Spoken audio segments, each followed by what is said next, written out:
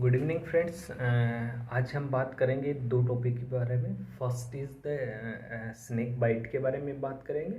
Second one anti snake venom के बारे में बात करेंगे। जो स्नेक बाइट होता है, स्नेक बाइट में हम फर्स्ट एड के बारे में बात करेंगे और क्या करना चाहिए और क्या नहीं करना चाहिए उसके बारे में बात करते हैं। अगर किसी को स्नेक बाइट किया है तो हमें तुरंत क्या करना चाहिए। अगर स्नेक बाइट वाली साइड से आपको ब्लीडिंग हो रहा है तो 1 to 2 मिनट इनिशियल ब्लीडिंग को होने देना है, ब्लीडिंग को रोकना नहीं है।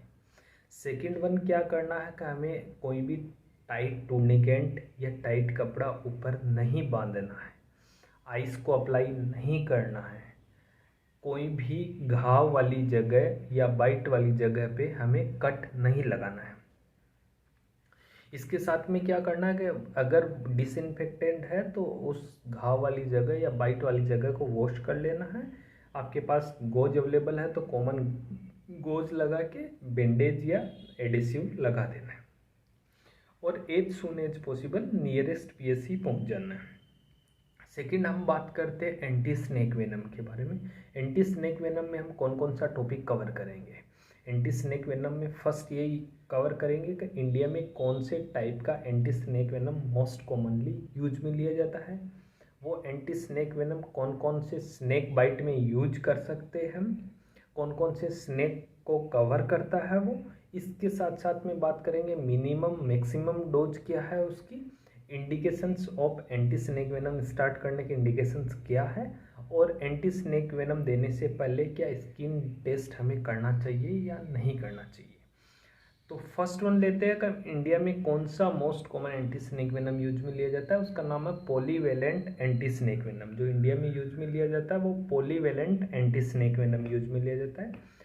और ये जो पॉलीवेलेंट एंटी स्नेक वेनम है वो 4 टाइप के स्नेक को कवर करता है। अगर 4 टाइप्स के ये स्नेक बाइट किया है तो polyvalent anti snake venom start करते हैं उसमें।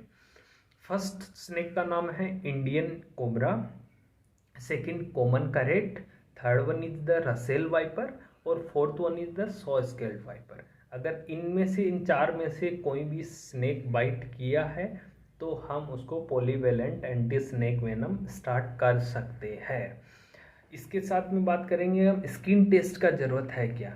मोस्ट ऑफ लीफलेट्स जो आते हैं एंटी स्नेक वेनम के उनमें इंडिकेशंस रहता है कि आप स्किन टेस्ट कीजिए। स्किन टेस्ट की डोज भी बताई जाती है कि 0.02 ml स्किन टेस्ट दीजिए और टेस्ट कीजिए। अगर आपके पास टाइम है पेशेंट का लाइफ सेविंग करने, पेशेंट का कंडीशन ज़्यादा डिटोरिएट नहीं है तो आप स्किन टेस्ट कर लीजिए, क्योंकि स्किन टेस्ट करना सही बात है। अगर आपके पास टाइम नहीं है, लाइफ सेविंग करने की बात है, पेशेंट्स की बिल्कुल जीरो टॉलरेंस करना है, तो हम directly anti snake venom start कर सकते हैं पेशेंट को। इसके साथ में हम मिनिमम और मैक्सिमम डोज की बात करते हैं। मिनिमम डोज हम 67 mg यूज करते हैं और मैक्सिमम डोज हम 143 mg यूज करते हैं। मतलब 10 to 15 while, approx 10 to 15 while anti snake venom की हम यूज करते हैं।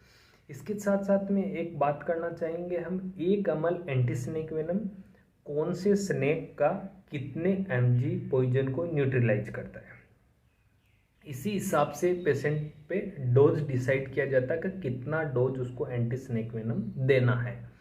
तो अगर किसी को इंडियन कोबरा ने बाइट किया है और एंटी स्नेक वेनम की डोज डिसाइड करना, तो 1 ml anti snake venom 0.6 mg Indian cobra के पॉइजन को न्यूट्रलाइज करने की कैपेसिटी रहती है।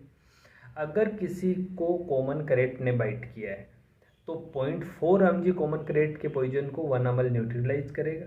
अगर किसी को रसेल वाइपर ने बाइट किया है तो 0.6 mg, और किसी को अगर सॉश कोल्ड वाइपर ने बाइट किया है तो 0.4 mg न्यूट्रलाइज करेगा 1 ml।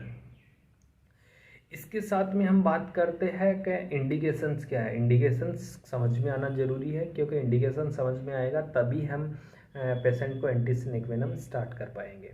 तो इंडिकेशंस में हम देखेंगे, सबसे पहले इंडिकेशंस क्या देखना चाहिए, साइट देखना चाहिए। अगर साइट पे हमें मार्क मिल रहा है कि स्नेक ने बाइट किया है तो हम एंटी स्नेक वेनम स्टार्ट कर सकते हैं। सेकंड देखेंगे कि उस साइट पे लोकल स्वेलिंग बढ़ गया है। लोकल स्वेलिंग मतलब बाइट वाली साइट पे जनरलाइज स्वेलिंग धीरे धीरे ग्रेजुअली इंक्रीज हो रहा है तो एंटी स्नेक वेनम स्टार्ट करेंगे। साइड से ब्लीडिंग नहीं रुक रहा है तो एंटी स्नेक वेनम यूज करेंगे, और लोकल लिम्फ एडिनो टेंडरनेस हो रहा है वहाँ पे तो हम यूज करेंगे। इसके साथ साथ में हम हेमेटोलॉजिकल टेस्ट में जाते हैं, हेमेटोलॉजिकल टेस्ट करके भी देख सकते हैं पेशेंट्स में कोगुलोपैथी हो रहा है, मतलब हाइपर कोगुलेशन हो रहा है या ब्लीडिंग मैनिफेस्टेशंस मिल रहे हैं। हाइपर कोगुलोपैथी और ब्लीडिंग मैनिफेस्टेशंस को हम सिस्टमेटिक मैनिफेस्टेशंस भी बोल सकते हैं या सिस्टमेटिक साइंस भी बोल सकते हैं। तो इसमें क्या देखते हैं, पेशेंट को अगर कंजक्टाइवल हेमरेज हो रहा है, पेशेंट को कंजक्टाइवल हेमरेज, एपिस्टेक्सिस हो रहा है पेशेंट को, हेमेचूरिया पेशेंट्स को हो रहा है, या बाइट वाली साइड से एक्सेसिव ब्लीडिंग हो रहा है, तो हम एंटी स्नेक वेनम यूज करते हैं। सेकंड टेस्ट करके देखते हैं तो आईएनआर टेस्ट करते हैं। आईएनआर का वैल्यू अगर मोर देन 1.2 आ रहा है और 4 to 5 सेकेंड्स बेसलाइन का टॉप से ज़्यादा आ रहा है तो we can start the anti snake venom. इसके साथ साथ में अगर न्यूरोलॉजिकल फाइंडिंग्स में हम देखना चाहिए तो पेशेंट का रेस्पिरेटरी फेलियर हो रहा है तो हम कह सकते हैं पेशेंट्स की मसल्स स्टिफनेस मिल रहा है, पेशेंट का जो स्टिफ हो रहा है, रेस्पिरेटरी मसल्स स्टिफ हो रही है, तो हम एंटी स्नेक वेनम स्टार्ट कर सकते हैं। और एंटी स्नेक वेनम डॉक्टर की एडवाइस के हिसाब से स्टार्ट करना है।